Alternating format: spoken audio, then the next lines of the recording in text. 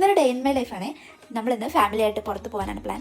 കുറച്ച് കൺഫ്യൂഷനിലാണ് നമ്മൾ spot set ആക്കിയത്.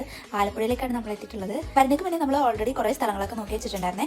വാഗമണ്ണായിരുന്നു നമ്മുടെ ഫസ്റ്റ് ഓപ്ഷൻ എന്നുണ്ടെങ്കിലും ഒരുപാട് ദൂരം ഉള്ളതുകൊണ്ട് നമ്മൾ അടുത്തുള്ള ആലപ്പുഴയിലേക്കാണ് എത്തിയിട്ടുള്ളത്. ഹൗസ് ബോട്ടിനെ പറ്റി നമ്മൾ ചോദിച്ചപ്പോൾ പെർ ഡേ 10,000 ആണ് നമ്മൾ പറഞ്ഞിട്ടുണ്ടായിരുന്നത്. പിന്നെ നമുക്ക് കുറച്ച് നേരം മാത്രം ഒരു കായലിൽ സ്പെൻഡ് ചെയ്യേണ്ടതുള്ളൂ. അതുകൊണ്ട് നമ്മൾ ഈ ഒരു ചെറിയ ബോട്ടാണ് എടുത്തിട്ടുള്ളത്. നമുക്ക് ഇതിന് ഒരു 4,000 സംതിങ് ആണ് റേറ്റ് ആയത്. ഇതിലാണെങ്കിൽ നമുക്ക് 3 hours സ്പെൻഡ് ചെയ്യാൻ വേണ്ടിയിട്ട് പറ്റും. ഫസ്റ്റ് ടൈം ആട്ടോ എനിക്ക് ഈ ബോട്ടിലൊക്കെ കയറിയിട്ടുള്ള ഒരു എക്സ്പീരിയൻസ്.